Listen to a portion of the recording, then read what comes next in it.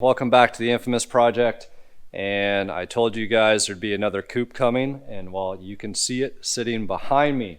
So this is a 1988 true 5.0 5-speed car that I just picked up, and it's sitting a little high in the front, as you can see, because the car is a roller. Now I will start the video off right now telling you that the car is going to be for sale. However, I will not sell it as a roller.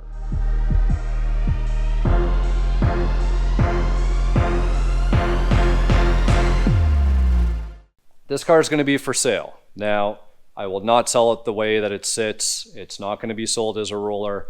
I am only going to sell this car as a project. So the project name for this one, I came up with the idea to call it Project Tax Return, because it is tax season, and whatnot, a better way to spend your money that you get back on your taxes than on a nice black notch. So this is how I got the car. It is a roller, so there's no motor, no transmission in it. I believe it did have a larger motor in. It had a turbo and a bunch of goodies. There was a whole standalone engine management system in there that I spent a good amount of time pulling all of that wiring out. The good news is all of the original body, and the car's harness, there's nothing butchered. It's all in really good shape. And I was fighting actually earlier trying to get the windows up, and I was thinking that maybe it was a wiring related issue, and it actually just ended up being some bad regulators. I am open to all project ideas. If some of you are looking for a Coyote swap, or you just want a regular 5.0, maybe you want a top end kit, maybe you want it supercharged, whatever you want, I am all ears, providing that the budget supports it. Otherwise, this car is just going to go back more to stock, and then it'll get sold off. Yes, it is an original 5.0 5-speed car. It has been fully repainted. None of the moldings are on the car right now. None of the trim is on. It's pretty much that fresh from paint. So I am going to be fully restoring all of the trim. I'll get the trim on, we'll get the door moldings and everything else on. So no, I'm not going to be leaving the door moldings off like some people do. No. Wheel options, there's actually going to be a couple different options there in terms of ponies. So what we got here is pretty much a smoothed out engine bay with a wire tuck. Everything's been painted in here, fresh hardware holding the fenders on. Everything else looks real nice and clean. So the underside of this car has all been painted black as well. The interior is GT style tweed in really good shape. It's clean, no stains, nothing like that. Hey, all the power options work now after dealing with the wiring issues earlier today, which actually weren't wiring issue. They were window regulator issues. And the car overall is a really nice solid car. Like I said, it's had the full repaint. The VIN stickers have all been painted over. So I can't tell you that its numbers matching. I can just tell you that it's a clean car. It currently has a Cervini 2.5-inch hood on it. I don't like the way that it fits, and it's got something weird going on here. But I do have a stock hood that I'm going to be putting on, and so that'll be all matched up. And got smoked headlights, and that's pretty much the car, guys. So I picked this up. It's a project. I was thinking about doing a Coyote swap, but honestly, I don't know if the value is there. Is a Coyote swap Fox worth a lot of money? Sure, but it's also a lot of money to do a Coyote swap, and I don't want to cut corners if I'm going to do one. So if there is a buyer and you want the swap done, then fine, I'm more than happy to do it. So at 86, I know you guys didn't want me stripping that car down, but the reality is the car is pretty rough, that body, and like I said, it looks a lot better on camera than it actually is, and it's worth more in parts than it is trying to sell that thing complete. So that car is going to get torn down, and most likely the drivetrain is going to get used. It'll get cleaned up, freshened up, and it's going to get put into this car unless somebody else wants to potentially jump on this one.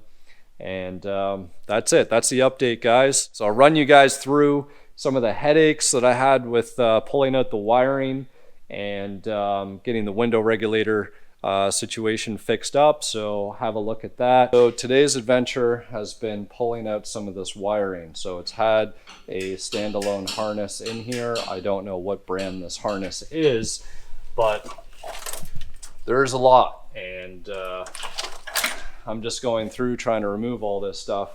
And for anybody who gets, I guess, a little anxious when they're dealing with wiring, well, this thing has got wires everywhere.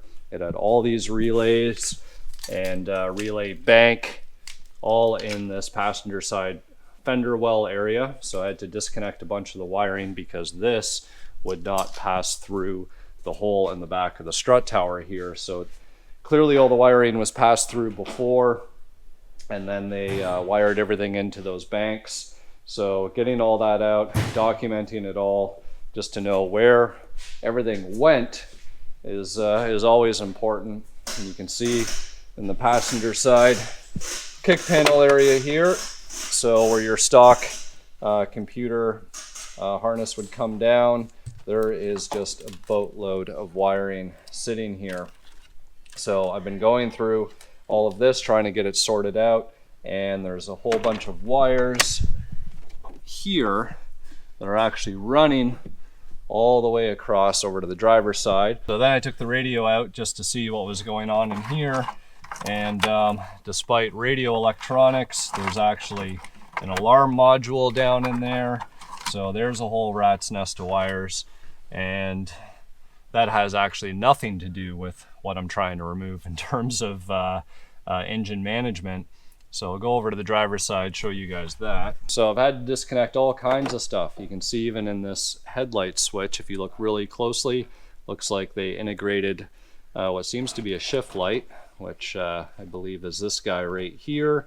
So that's gonna have to get fished down, and a bunch of that harness that's coming from the passenger side is here, and that's going up over into the driver's side fender well right here. So one neat thing, I guess, that they did is they tapped into the original connectors that go into the body harness of the car. In terms of the factory harness, nothing is butchered, at least doesn't seem to be upon first sight. It's just this guy that would have been the original engine harness. So this is probably everything to make sure that the factory cluster gauges would work, you know, your oil pressure, water temperature, all those sorts of things. So those are disconnected, and hopefully be able to pull all this through on this side and get this thing removed.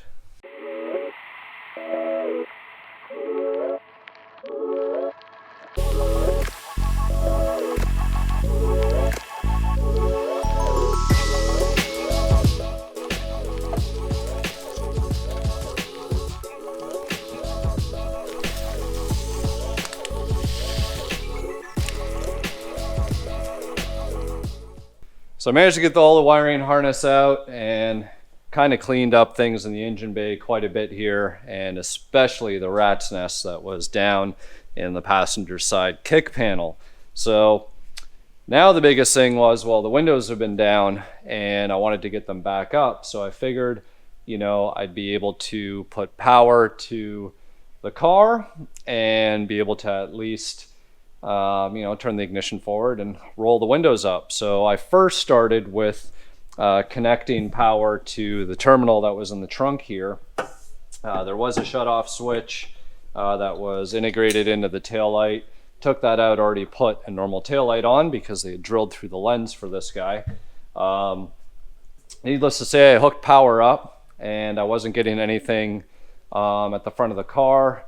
And then I found the solenoid in the front with a large fuse distribution block and all that other stuff. So I managed to get power right up in the inner fender well and get everything working. So the door locks work despite a whole bunch of wiring with external relays that are here. So this is for the alarm system so that you could, you know, do your power door locks from your key fob. All the alarm is sitting tucked up in behind where the radio is. So there you go, guys. If you want to know where the alarm is on this car, well, it's tucked up underneath the radio there. So everything was working but the windows. You know, I'm hitting the switch, I'm testing for power at the fuse. Power is there, and then I'm like, you know what? That's it. I'm gonna hot wire them, you know, at the connection here, because this car is pre-90, so there are actual connectors that are on the underside of the armrests and the door panel, and I was putting power to them and I couldn't get anything to work. So I'm like, fine, I will take the whole door panel off and I will hot wire directly so I can get the window up, and guess what? It won't move. So maybe that's something to attest. Maybe the car was outside and with the windows down. I have no idea. Luckily I have another set, so I'm gonna go grab them, plug one in, see if it works. There you go, guys. Finding gremlins when you buy a car, especially an old race car that had a standalone harness. Now thankfully the wiring work really isn't that bad, and I can't hold them responsible. It's just odd, right? Like normally it's the door lock solenoids that go, but you know, there's a first time for everything. Let's see here. All right, so that definitely works. Here's the one that's in the car. And it sparks, but even when I reverse the polarity,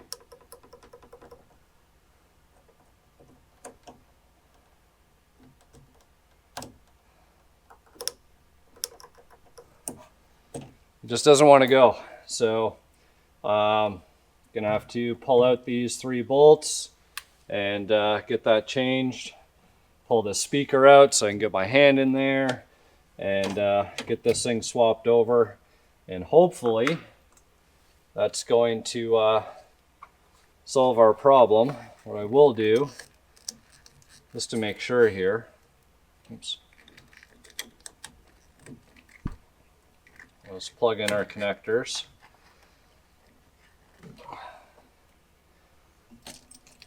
Okay, our ignition is forward. Look at that.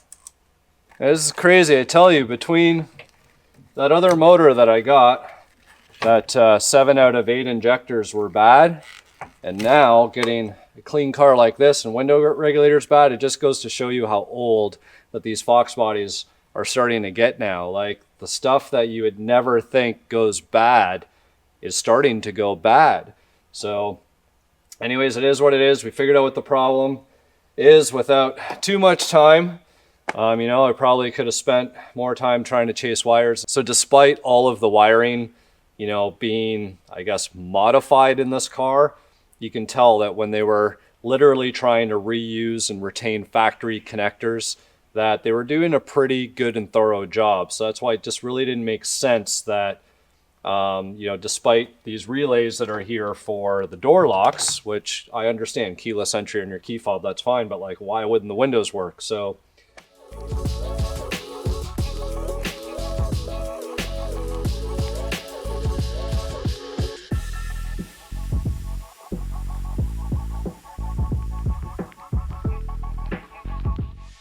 all right, guys, so I went ahead and put a small nut and bolt through here. Didn't have any of these larger rivets laying around. So nut and bolt works good with a locking washer on there.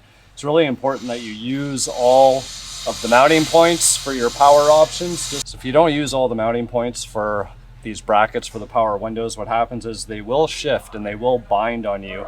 And that's exactly what was happening on that driver's side. So by having all the right hardware in there, you don't have to worry about binding. And now we have a power window that's going up and down without any issues.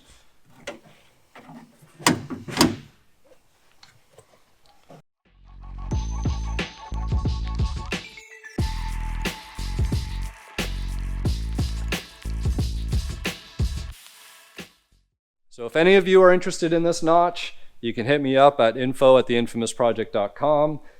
We can talk about it more in greater detail. I'm not going to give the car away, guys.